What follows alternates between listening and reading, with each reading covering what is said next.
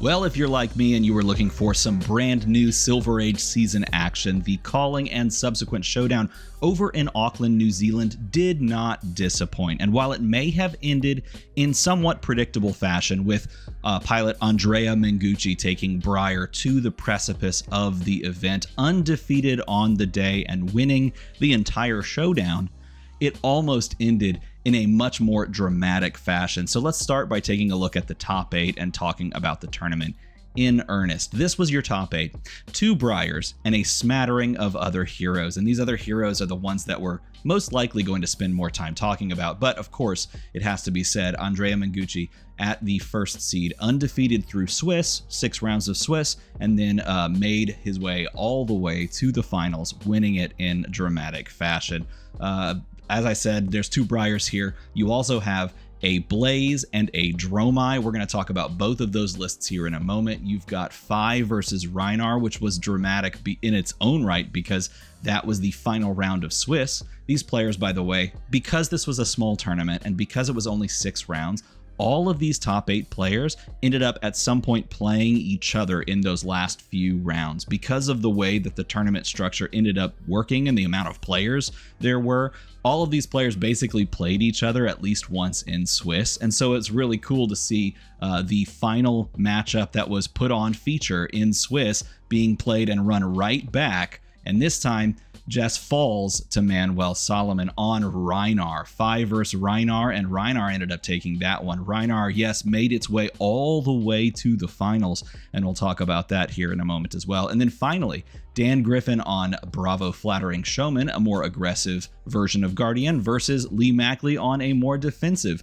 version of Guardian in Oldham. And that was a big conversation point, at least in my mind. I expected this tournament to be down to the wire finals, Andrea Mengucci versus Lee Mackley. It did not play out that way. It was even better than I predicted. So that's your top 8. Now let's take a look at the overall matchup spread and the win matrix across this tournament over on Fab Blazing. So if we tab over here to Fab Blazing, you can see this is the tournament data from the showdown in Auckland. And it may look crazy, but Breyer winning the tournament has a less than 50% win rate. Do keep in mind, though, that there were more Breyers than anything else at the tournament, followed closely behind by Blaze. Breyer had the largest representation, Blaze had the second largest, and then it kind of degraded off very quickly from there. These were the top 2 heroes, the top 2 most popular heroes to be played on the day. And Breyer, seeing a lot of mirrors, is going to eat away at that win rate, just how it works generally. But taking a look at what Breyer was good into based on these numbers, and do keep this in mind, small player count. These numbers are a lot harder to, read as scripture, if you will. But Breyer did have a 1-3 record into Blaze, which is interesting and kind of indicative of perhaps what Blaze might be able to do into Breyer, who doesn't bring a lot of prevention and just tries to do the 21 damage turn, 20 to 21 damage on any given turn and pivot the game from there. Maybe Blaze can actually go toe-to-toe with Racing. I will say in my experience from the Blaze side, that is a tough task to bring to bear. Nevertheless, 25% win rate for Breyer, but from there you've got a pretty even matchup versus Phi. You're always winning, apparently, the Breyer versus Dromai matchup, which, again, a lot of people were saying Breyer v Dromai, like Dromai's starting to figure it out. I've never believed that. I thought that was total cope, and at least these very few numbers 4-0 in the favor of Breyer. As we predicted, Breyer versus Icelander. Icelander had the edge in that matchup on this tournament with 4 matches played and 3 going the way of Icelander. And then a clean sweep against Reinar, an even record, very small games played versus Dash. This is interesting. Breyer played 0 recorded games against Oldham, and that to me is a real question mark because I feel like Oldham is one of those answers to the Breyer meta if they begin to play more Ice React heavy. And we did see Lee Mackley playing Oldham on stream, but didn't take advantage of that Ice React in earnest. We'll take a look at the list here in just a moment. Valda had an even record, 1-1. Breyer had a negative record into Riptide, which was the talk of the tournament in the early rounds. There was a fatigue Riptide playing the big attacks and the traps. and that is one way, one angle that you can maybe attack Briar on as well. A 0% win rate in one game against Azalea. Same thing with Acilio, but this Acilio list, by the way, this was kind of circulating in the weeks leading up to the release of this set. This Acilio is starting to catch on. There's a couple of ways that you can build Acilio, and you can actually play either of the two heroes. This is one we need to feature on a video. The two ways you can build Acilio and play him in this format, very intriguing to me. And then a negative win rate into Bravo Flattering Showman. That's why on our previous Sage tier list, if you want to call it that, that's why I put Flattering Showman up in that top, kind of A tier area, because you have the capacity to dominate very detrimental effects against a Briar who doesn't really block. And this is another angle I would lean towards if I were looking to play a deck that is strictly focused on beating Briar. Though I will say, I think this Flattering Showman deck is going to have a tough time versus Blaze, which didn't have any events in this one to take note of, no matches played, but nevertheless, it is what it is. Across the board, and then finally, this is an interesting one. One game played against Lexi. That is another hero that I talked about as a possible answer to Briar. Now, if we sort this by overall win percentage, things start to change. Bravo Flattering Showman is at the top of the town, picking up a massive set of wins, but not very many matches played, as you can see. The most matches played and the highest win percentage goes to Blaze. Blaze having a fantastic time across the board, except against like Rhinar and Dromai, and that's pretty accurate. I think that's pretty accurate. This is honestly a closer matchup. It says 2 and 4, so like literally 1 win and 1 loss makes this exactly even. And the Blaze versus Dromai matchup does feel quite even when you play it. It's either like a bull rush one direction or the other. Like Blaze has like a fantastic start, and Dromai doesn't find any prevention, or the other thing happens. And then sometimes you get the long game that we saw in the quarterfinals with Kieran Carnegie, and that was a masterclass of a game. That was a beautiful game, one that we should definitely talk about. But Blaze having a fantastic start to her Sage life here on this tournament, going to be doing very well going forward, but she is very targetable. She's very fragile to a lot of the disruption that she can be presented with. I shouldn't say fragile. She is easily countered by some of these, Oasis and other prevention effects, like Polarity is kind of like a prevention effect. And the Blaze player has to have those things in mind when they play any game, and they have to kind of be ready to pivot if the opponent is taking a posture of prevention or, long game potential, essentially. So Blaze is one of those heroes that I think is going to do very well in this format and going to continue to do very well, but has some palpable counters to her play.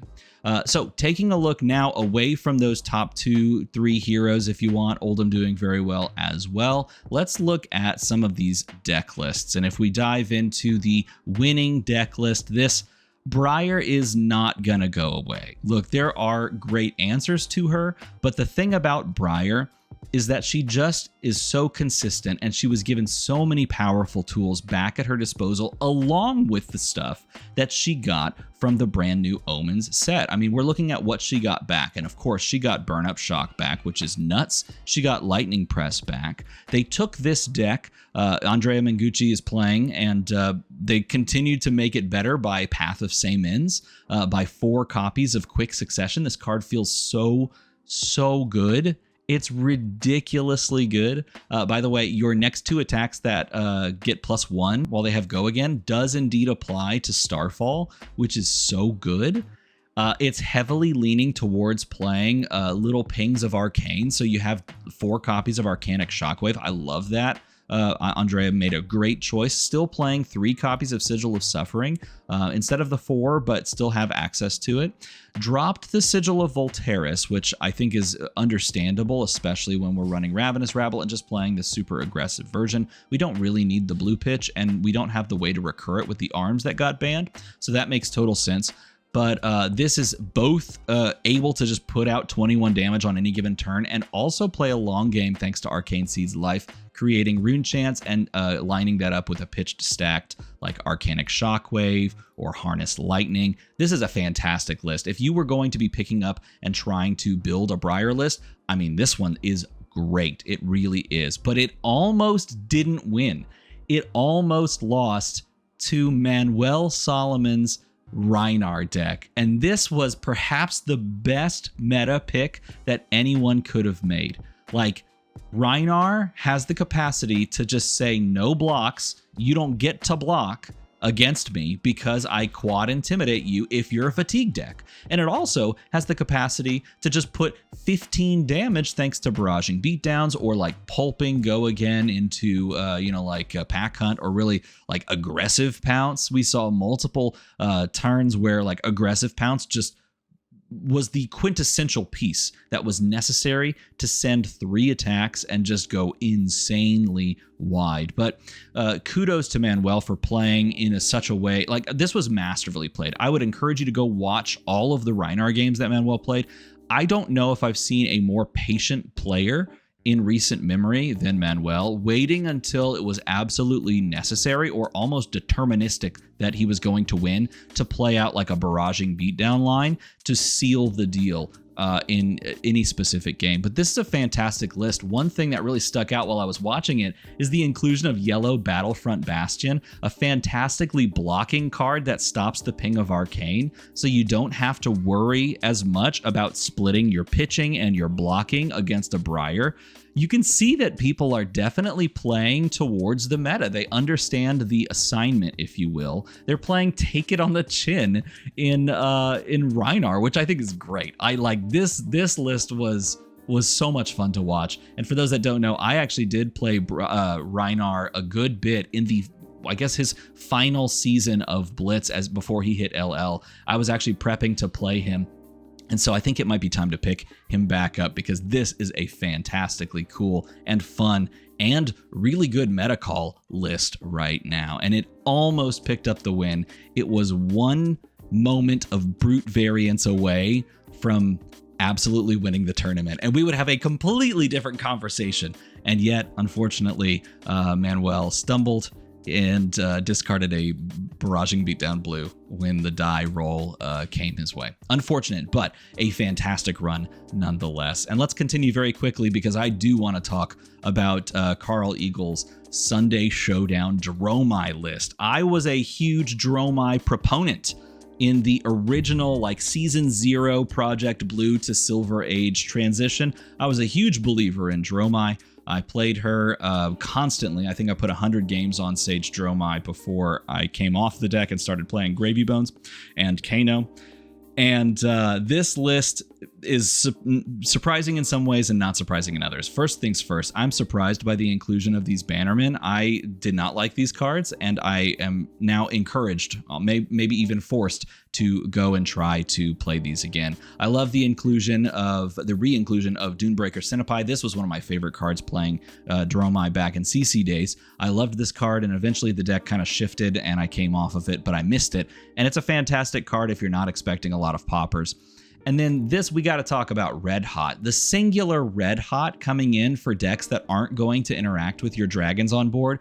You can now do Rake the Embers because it's unbanned. You go Rake the Embers, you play a dragon or two, you defend, you set up for a turn where you can, play a red card, swing in with all your dragons, and then Red Hot a Briar to finish the game. That is spicy. I absolutely love that. And then, of course, we do have the respect for the slower Guardian matchups and 2 Passing Mirage and a Time Snap Potion. This is a deck I definitely have to revisit as well. It's got the aggressive slant with Scar for a Scar and with Ravenous Rabble and with Blaze Headlong. That's a real call out. If you see a Blaze Headlong, the deck has the capacity to go aggressive.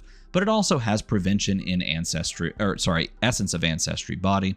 It has the long game Haboob. It's got Arcane Polarity. I mean, this deck tries to squeeze everything together to be able to kind of go into every matchup, and I think it succeeds exactly there. So get this list definitely and try it out if you're looking for a way to play Dromai in this format. And I'm just going to say it. I have to do this. I have to go and talk about the Singular Blaze copy because Kieran Carnegie played a masterful game. I want to start by saying I have looked at a lot of Blaze lists, and I've never seen this many equipment in most Blaze lists. Mage Master Boots, I didn't understand this until Kieran mentioned in the Discord that this is a fine call out and play for AB5 super toxic fatigue like Guardian. And I'm like, you know what? That makes total sense because I hate that game. I hate that matchup. It's so much like it's the worst. It's the worst matchup. And this is like, that's a good little response to that. I also appreciate the inclusion of Unflinching Foothold as a no dominate thing against a variety of heroes. Though this is one that I think this spot could be more flexed in and out because dominate as, as an effect is either only, ever shown by like Valda or Flattering Showman, and then sometimes it kind of comes into play in some other matchups. Like now, I guess you could see it in Rhinar, but you get so intimidated that this honestly could be a flex slot. And then as far as the rest of the deck is concerned, a couple of things that I want to point out because I made these changes before I even saw this list. I made these changes in my own personal list.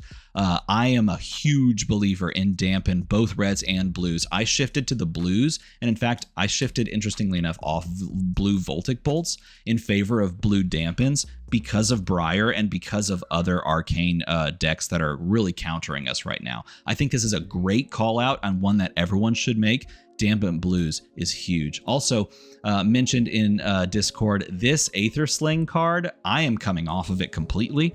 There's one copy in this list and one copy of Red Whisper of the Oracle. I think that's a really cool idea, especially when you need these longer game extra opt counters. I remember in Blitz playing long games against like AB5 Never Swing Hammer Fatigue Guardian. I hate that matchup again. Did I mention that yet? I hated it.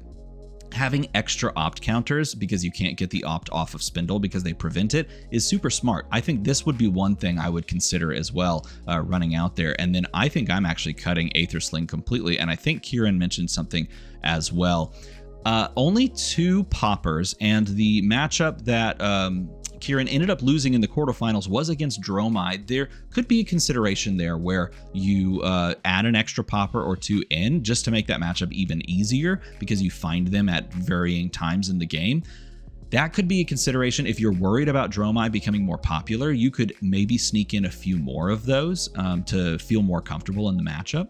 But at the same time, you can also just play as good as Kieran did in that quarterfinals because Kieran almost won that game even after, like 12 turns or whatever it was. But the rest of this list is fantastic. I can agree with a lot of this across the board. This is a great list. And I would encourage everyone to go and try these games, try these heroes, try these lists, and see what you think about all of them. Because the Silver Age meta, while still clearly dominated by the best deck in the format, Briar, has a lot more to be explored. And Briar, being a red line aggressive hero, is targetable. So if you get anything from this video, while Briar ended up winning the entire tournament, you do have the ability to play into a lot of different things, and the tournament format and overall health of the format, I think, is going to be in a good spot when people start to really try and solve the puzzle. So if you like this Sage content, let me know that down in a comment below. And of course, as always, everybody, make the number go to the other number, and thanks for watching.